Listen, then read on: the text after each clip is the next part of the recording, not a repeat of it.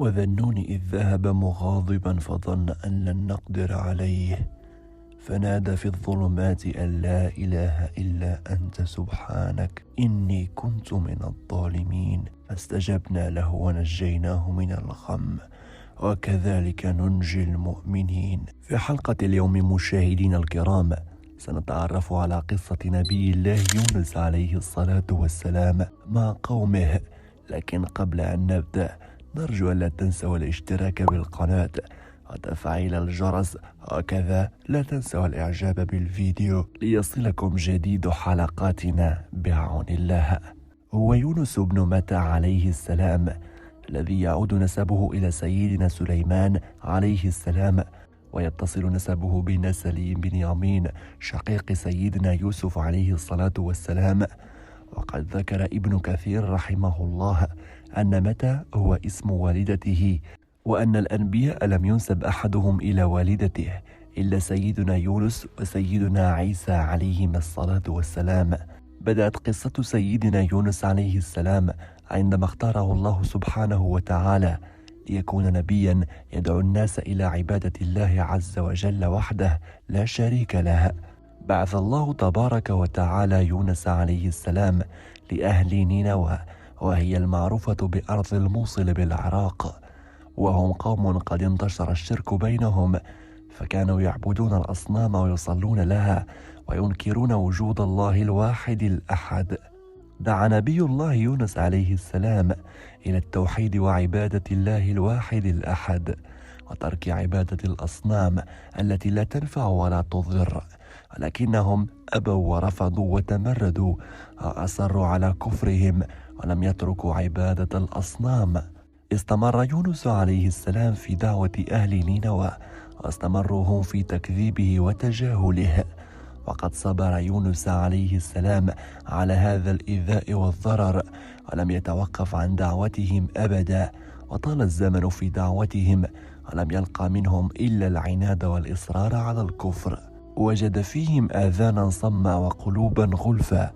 قيل أن نبي الله يونس عليه الصلاة والسلام ظل في قومه 33 سنة يدعوهم ويحاول معهم، ولم يؤمن منهم سوى رجلين، أما باقي قومه فقد وقفوا ضده منكرين لكل ما جاء به في دعوته. ولما كان موقف قومه لا يتغير اتجاه دعوته، وما كانوا يزيدون إلا إصرارا وعنادا وتكبرا وتمسكا بكفرهم، أصاب يونس عليه السلام مشاعر سيئة تجاه أن يؤمنوا، فغضب كثيرا واستسلم، وقرر أن يخرج من بلدته ويترك قومه بقرار منه لم يرجع فيه إلى الله سبحانه وتعالى، ولم ينتظر أمر الله عز وجل وإذنه لتنفيذ قراره. وظن يونس عليه السلام أن الله تعالى لن يؤاخذه على استسلامه وتركه لأهل القرية قبل أن يأمره الله سبحانه وتعالى بالخروج. وعد يونس عليه السلام قومه بالعذاب بعد 3 أيام إذا لم يؤمنوا ويتركوا عبادة الأصنام، ثم خرج من بينهم مغاضبا يائسا منهم بسبب كفرهم وتماديهم في ضلالهم. وعندما وصل عليه السلام إلى شاطئ البحر وجد قوما على متن سفينة مستعدين للإبحار، فطلب من هؤلاء القوم أن يأخذوه معهم على سطح السفينة في رحلتهم، فتوسم هؤلاء القوم فيه الصلاح ووافقوا على اصطحابه معهم على سطح سفينتهم، وبدأوا في الإبحار. ولما توسطوا البحر جاءت الرياح الشديدة وهاج البحر وعلت الأمواج، فقال من في السفينة أن فينا صاحب ذنب، فاسموا واقترعوا فيما بينكم على أن من يقع عليه السهم نلقيه في البحر. فلما اقترعوا وقع السهم على نبي الله يونس عليه السلام، فتوسموا فيه الخير ورفضوا أن يلقوه في البحر، وقرروا أن يعيدوا الاقتراع مرة أخرى ويلقوا السهم مرة أخرى ليجدوا إلى من سيشير هذه المرة.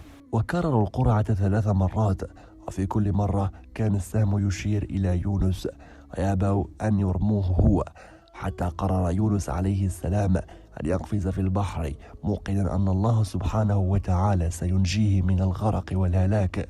في هذه الأثناء وفي صباح يوم خروج يونس عليه السلام ظهرت بوادر العذاب التي وعد بها يونس عليه السلام قومه، فتكاثرت السحب السوداء وكثر الدخان الكثيف وثار وهبطت السحب بدخانها حتى غشيت مدينتهم وغطتها واسودت سطوحهم. ولما أيقنوا من الهلاك والعذاب أنه واقع بهم لا محالة بحثوا عن يونس عليه السلام فلم يجدوه بالطبع، لأنه خرج وتركهم عندما فقد الأمل فيهم وفي رجوعهم عن الضلال والكفر. أتوا شيخا ليسألوه عما يجب عليهم فعله، فأرشدهم إلى طريق التوبة إلى الله سبحانه وتعالى، فجمعوا كبيرهم وصغيرهم ذكرهم وأنثاهم وحيواناتهم جميعا، وقد خرجوا من القرية جميعا ولبسوا المسوح وهي ثياب من الشعر الغليظ، وغطوا رؤوسهم بالرماد تواضعا لله عز وجل، ثم أقبلوا في مجهد مهيب على الله تعالى داعين العلي القدير أن يصرف عنهم العذاب وأن يتوب عليهم، فقبلهم الله تعالى وتاب عليهم وقبل إيمانهم ورجوعهم بعد كفرهم وعنادهم. ولكن يونس عليه الصلاة والسلام لم يشهد هذه الحال منهم.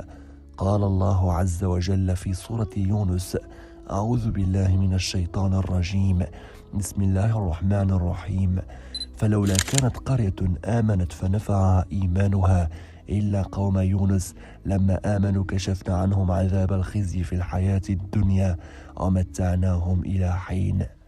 عندما قرر يونس عليه السلام أن يلقي بنفسه في البحر لتهدأ العاصفة كان متيقنا من أن الله تعالى لن يتركه للغرق، وأنه سبحانه جل في علاه سينجيه من الهلاك.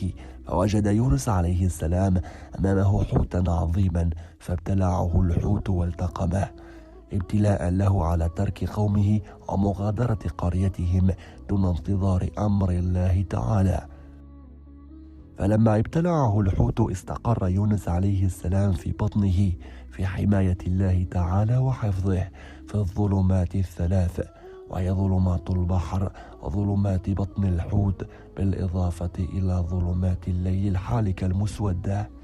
وعلى عكس المتوقع في هذه الحال فلم يخدش نبي الله يونس عليه السلام ولم يكسر له عظم ولم يجرح قط رغم أنه في بطن الحوت، ذلك أنه كان في رعاية الله عز وجل وحفظه ورحمته وتأديبه لها. وكانت هذه إحدى معجزات قصة سيدنا يونس عليه السلام. صار الحوت وفي بطنه نبي الله يونس عليه السلام في جوف البحر. كان يونس يسمع أصواتا لا يعرف مصدرها ولا معناها، فألهمه الله تعالى أنها أصوات تسبيح دواب البحر.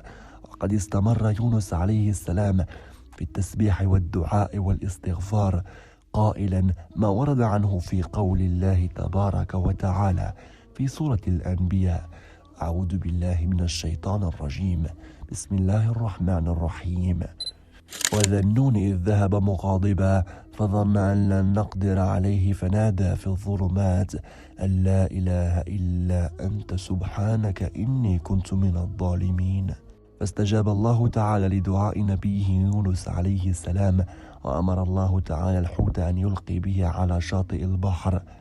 كان يونس عليه السلام متعبا منهكا من الوقت الذي قضاه داخل بطن الحوت، وقد ألقاه الحوت في العراء حيث لا أشجار يحتمي تحتها من أشعة الشمس الحارقة، وهو إذ ذاك مريض ضعيف يحتاج إلى علاج ورعاية وطعام وشراب.